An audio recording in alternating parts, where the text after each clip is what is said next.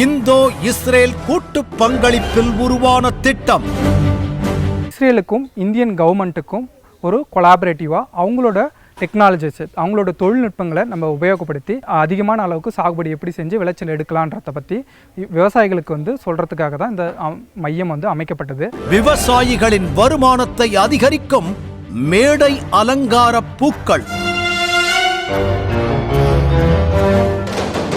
Little England பகுதியில் நடக்கும் வேளாண்மை ஆச்சரியங்கள்,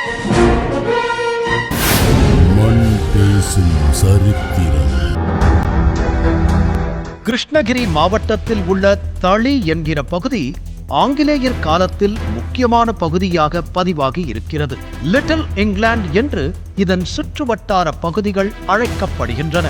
இங்கிருக்கும் ஏரி உள்ளிட்ட பல இயற்கை அமைப்புகள் அற்புதமான அழகை அள்ளித் தருகின்றன.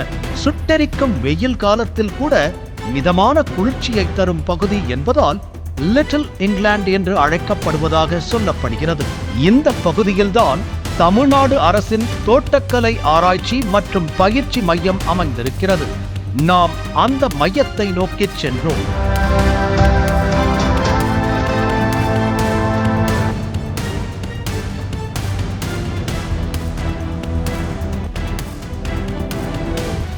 இந்த மையத்தில் இந்தோ இஸ்ரேல் வேளாண் திட்டம் ஒன்று செயல்படுத்தப்பட்டு வருகிறது.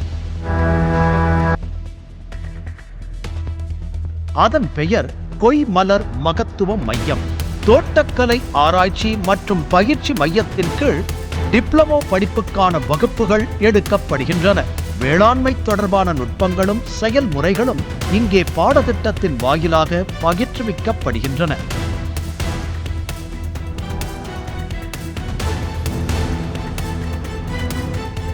வேளாண் பொருளாதாரத்தை மேம்படுத்துவது தொடர்பாக விவசாயிகளுக்கு பயனுள்ள வகையில் கொய்மலர் மகத்துவ மையம் செயல்பட்டு வருகிறது.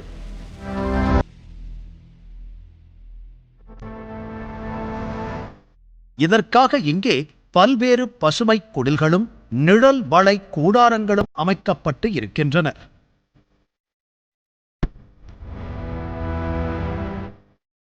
இந்த கொய்மலர் மகத்துவ மையம் என்ற திட்டம் தமிழக அரசு தோட்டக்கலை மற்றும் மலை பயிர்கள் துறை மூலம் செயல்படுத்தப்பட்டு வருகிறது. 57 ஏக்கர் பரப்பளவில் அமைந்துள்ள கொய்மலர் மகத்துவ மையத்தில் பல்வேறு புதிய தொழில்நுட்பங்களை கொய்மலர் சாகுபடியாளர்களுக்கு அறிமுகப்படுத்தி வருகிறது.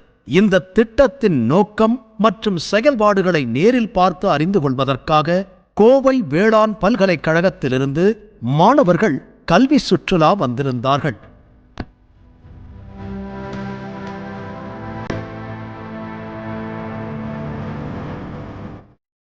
அவர்களுக்கு தேவையான விளக்கங்களை மூத்த ஆய்வாளர் திரு மணிகண்டன் அவர்கள் கொடுத்துக் கொண்டிருந்தார். முதலில் ஜெர்பேரா என்கிற கொய்மலர் பயிரிடப்பட்டிருக்கும் பசுமை குடில் பற்றி விளக்கினார். இதில் 6 வகைகள் இருப்பதாகவும் இந்த மலர்கள் மேடை அலங்காரத்திற்கு பயன்படுத்தப்படுவதாகவும் கூறினார்.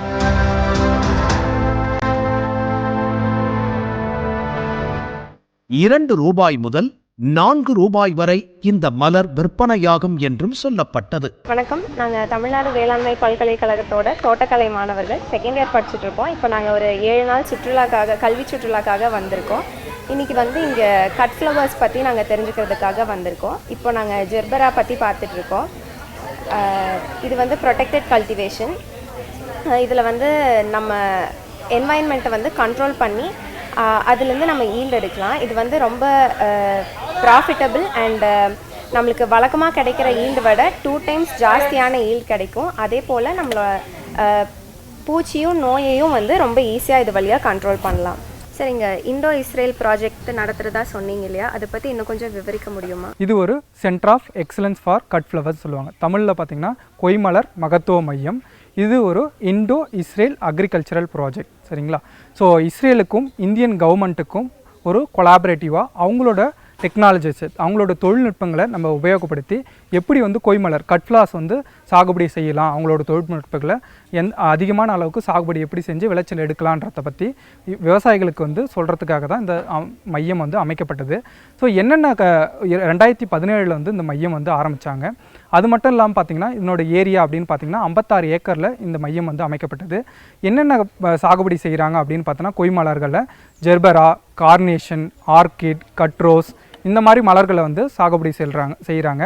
அது மட்டும் இல்லாமல் கொய் இலைகள்னு சொல்லுவாங்க, அதாவது கட் ஃபோலியேஜஸ், இதுவும் வந்து டெக்கரேஷன் பர்பஸ்க்காக உபயோகப்படுத்துகிறாங்க. அது என்னென்ன அப்படின்னு பார்த்திங்கன்னா ட்ரெசினா மெசஞ்சியானா, கார்டிலைன் மகாத்மா, ஜனாடோ இந்த மாதிரி பயிர்களையும் வந்து இங்கே சாகுபடி செஞ்சிட்ருக்கோம்.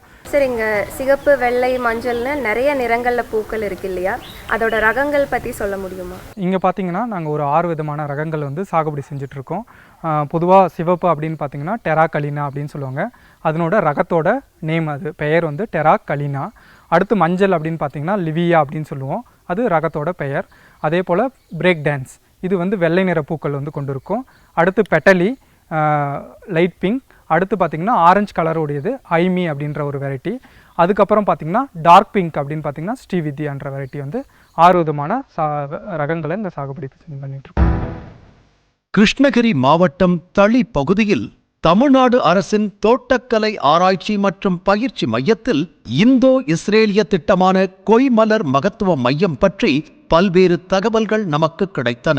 இங்கிருக்கும் பசுமை குடில்களில் ஜெர்பேரா பசுமை குடிலுக்கு அடுத்தபடியாக ரோஜா பசுமை குடிலுக்கு கோவை வேளாண் பல்கலைக்கழக மாணவர்கள் சென்றார்கள்.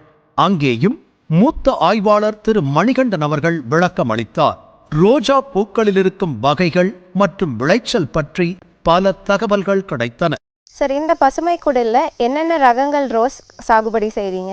இப்போ பார்த்தீங்கன்னா இங்கே 4 விதமான ரகங்கள் வந்து சாகுபடி செய்கிறோம். ஒன்று வந்து பார்த்திங்கன்னா தாஜ்மஹால், அது வந்து ரெட் கலர். அடுத்து பார்த்திங்கன்னா கோல்டன் ஸ்ட்ரைக், அது வந்து எல்லோ கலர். அடுத்து பார்த்திங்கன்னா உங்களுக்கு அவலாஞ்ச் ஒயிட் கலர். அதுக்கப்புறம் நோபிலிஸ் பிங்க் கலர். இந்த 4 ரகங்கள் தான் வந்து நாங்கள் சாகுபடி செஞ்சிட்டோம். காதலர் தினத்தன்று இந்த பகுதிகளில் இருந்து கொண்டு செல்லப்படும் ரோஜா பூக்கள் பெருமளவு விற்பனை செய்யப்படுகின்றன என்று சொல்லப்பட்டது. எந்த காலத்தில் ரோஜாக்களை ஹார்வெஸ்ட் பண்ணால் விவசாயிகளுக்கு அதிகபட்சமான ப்ராஃபிட் கிடைக்கும்? ஸோ பொதுவாக பார்த்தீங்கன்னா எல்லா விவசாயிகளுக்கும் வந்து டார்கெட் பண்ணுறது பிப்ரவரி மாதத்து தான். அப்போ தான் வந்து காதலர் தினம். அந்த தினத்தன்று நமக்கு பார்த்திங்கன்னா அதிகமான அளவுக்கு வியாபாரம் நடக்கும். சரிங்களா? பொதுவாக ஒரு மலரோட ரேட் அப்படின்னு பார்த்தோன்னா 8 ரூபாலேருந்து 10 ரூபா வரைக்கும் போவோம். அன்றைக்கி பார்த்திங்கன்னா உங்களுக்கு 10 ரூபா 5 ரூபா வரைக்கும் போனால் வாய்ப்புகள் இருக்குது. ஸோ ஒரு பஞ்சில் அப்படின்னு பார்த்தீங்கன்னா 20 பூ வந்து பஞ்ச் வந்து கட்டுவாங்க ஒரு பஞ்சில். ஸோ அதனோட ரேட் வந்து 400 500 மேலும் போகக்கூடிய வாய்ப்புகள் வந்து அதிகமாக இருக்குது. ஸோ காதலர் தினம் அது அந்த மார்க்கெட்டை பேஸ் பண்ணி தான் எல்லா ஃபார்மர்ஸும் மோஸ்ட்லி க்ரோ பண்ணுவாங்க. திறந்த வெளிப்பகுதிகளில் விளைவிக்கப்படும் ரோஜா பூக்களுக்கும் இந்த பசுமை குடில்களில் இருக்கும் ரோஜா பூக்களுக்கும் என்ன வித்தியாசம் என்கிற கேள்வியை முன்வைத்தோம். சார் ஓப்பன் ஃபீல்ட் கண்டிஷனில் வளர்த்துறதுக்கும் இந்த பசுமை குடிலில் ரோஸ் சாகுபடி செய்கிறக்கும் என்ன வித்தியாசம்? ஓப்பன் ஃபீல்டில் கல்டிவேட் பண்ணக்கூடிய ஃப்ளவர்ஸ், ரோஸ் ஃப்ளவர்ஸ் வந்து லூஸ் ஃப்ளவர்னு சொல்லுவாங்க. இது போல் பசுமை குடியில் கல்டிவேட் பண்ணக்கூடியது கட் ஃப்ளவர் அப்படின்னு சொல்லுவாங்க. இதில் அறுவடை மாறுதல் வந்து இது பண்ணும். என்னென்னா தண்டோட அறுவடை பண்ணுவாங்க. தண்டோட நீளம் பார்த்திங்கன்னா பொதுவாக 30லேருந்து 60 சென்டிமீட்டர் இருக்கிறப்போ விட்டுட்டு அறுவடை பண்ணுவாங்க. அதுதான் வித்தியாசம். ரோஜா பசுமை குடிலுக்கு அடுத்தபடியாக கார்னேஷன் என்கிற கொய்மலர் இருக்கும் பசுமை குடிலுக்கு சென்றோம். ரோஜா பூக்களுக்கும் இந்த கார்னேஷன் பூக்களுக்கும் உள்ள வித்தியாசம் என்ன? இந்த பூக்கள் விளைவிக்கப்படும் போது வலை அமைப்புகள் எதற்கு பயன்படுத்தப்படுகின்றன என்பது போன்ற கேள்விகளுக்கும் திரு மணிகண்டன் பதில் கூறினார். சரி, இந்த பசுமை குடிலில் என்ன செடி வளர்த்துறீங்க? அதோட ரகங்கள் பற்றியும் சொல்ல முடியுமா? இந்த மலரோட பெயர் வந்து கார்னேஷன் அப்படின்னு சொல்லுவாங்க. இதுவும் அலங்கார இதுக்காக தான் உபயோகப்படுத்துகிறாங்க. சரிங்களா?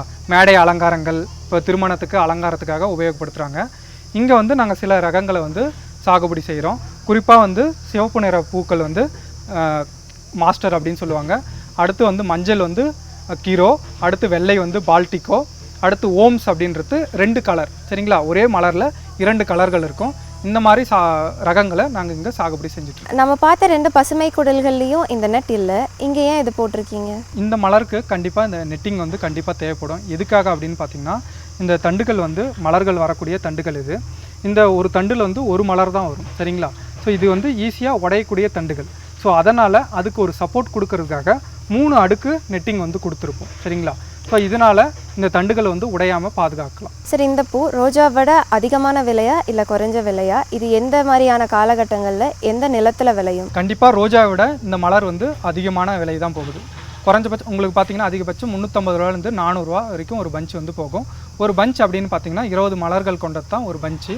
ஸோ அது மட்டும் இல்லாமல் எந்த நிலத்தில் வந்து இது நல்லா சாகுபடி செய்யலாம் அப்படின்னு பார்த்தீங்கன்னா ஒரு குளிர்ச்சியான வானிலை நிலவக்கூடிய பகுதிகளுக்கு வந்து சூட்டபுளாக இருக்கும். அந்த இதுவில் தான் இந்த பசுமை குடில் செய்து நம்ம வந்து சாகுபடி பண்ண முடியும்.